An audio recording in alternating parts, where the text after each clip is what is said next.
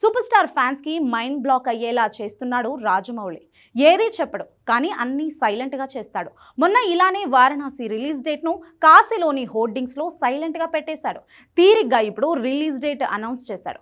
ఇప్పుడు ఇది ఒక భాగం కాదు, 2 భాగాలుగా వస్తున్న మాట తూటాల్లా పేలుతుంటే అంతకు మించిన అప్డేట్ తో షాక్ ఇస్తున్నాడు. అదే థియేట్రికల్ ట్రైలర్. తన మూవీ రిలీజ్ కి నెల ముందే ట్రైలర్ వస్తుంది. కానీ వరల్డ్ వైడ్ గా సినిమాను రిలీజ్ చేయాలంటే కనీసం 4 నెలల నుంచి 6 నెలల ముందే ట్రైలర్ ని లాంచ్ చేయాలి. అదే ఇప్పుడు ప్లాన్ చేస్తున్నాడా? దసరా లోపు ఈ సినిమా షూటింగ్ పూర్తి కాబోతుంది. అప్పుడే దసరా దద్దరిల్లే పని రాజమౌళి చేస్తున్నాడా? Have a look.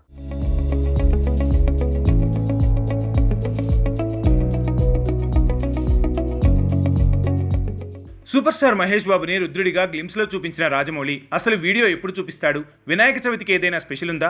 ఇండిపెండెన్స్ డేకి ఏదో పెద్దగా సర్ప్రైజ్ లోడ్ అవుతుందా? దసరా మొత్తం దద్దరిల్లే అప్డేట్ వారణాసి టీం సిద్ధం చేస్తుందా?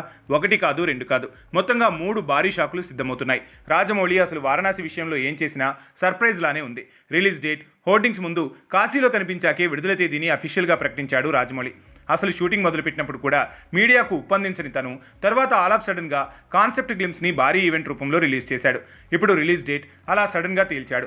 అసలు గ్లిమ్స్ టీజర్ ట్రైలర్ని కూడా ఇలానే వదిలేందుకు పెద్ద ప్లానింగే నడుస్తుంది.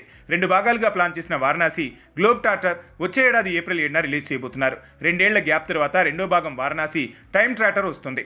అయితే ఈ రెండింటికి ఒకే ట్రైలర్ ముందుగా వదలబోతున్నారు. దసరాకి వారణాసి షూటింగ్ పూర్తి కాబోతుందట.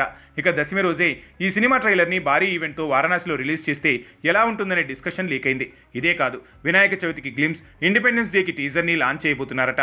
ఇంతవరకు కాన్సెప్ట్ గ్లిమ్సే తప్ప అసలు విజువల్స్తో కూడిన గ్లిమ్స్ రాలేదు. సో దాన్ని వినాయక చవితి రోజు లాంచ్ చేసి వెంటనే ఇండిపెండెన్స్ డేకి టీజర్, దసరాకు ట్రైలర్ లాంచ్ చేయాలనుకుంటున్నారు. అంటే రిలీజ్కి కనీసం 6 నెలల ముందే ట్రైలర్ రావాలనేది ఇంటర్నేషనల్ మూవీ ప్రమోషన్లో భాగం. అందుకే అలా రాజమౌళి వరల్డ్ స్టాండర్డ్లో ఫాలో అవుతున్నాడని తెలుస్తుంది. అయితే 2 భాగాల విజువల్స్తో కూడిన ట్రైలర్ వెనుక 1000 కోట్ల హిస్టరీ ఉన్నట్టు తెలుస్తుంది. అంటే ఆఫ్రికా నుంచి అంటార్కిటికా వరకు హీరో చేసే సాహసాలు, కాశీ నుంచి త్రేతాయుగంలో రామరావణ యుద్ధఘట్టం వరకు విజువల్స్ ఖర్చు 1000 కోట్ల వరకు ఉంటుందట. అంటే కీ సీన్ల విజువల్స్తో ట్రైలర్ రాబోతోంది.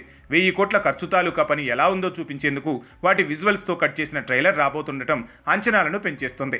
ఆల్రెడీ రాముడి పాత్రలో మహేష్ బాబు పర్ఫార్మెన్స్కి గూస్ బంప్స్ వచ్చాయన్న రాజమౌళి మాటే సోషల్ మీడియాను కుదిపిస్తుంది. దీనికి ట్రైలర్ తోడైతే బూమ్ బద్దలే మరి.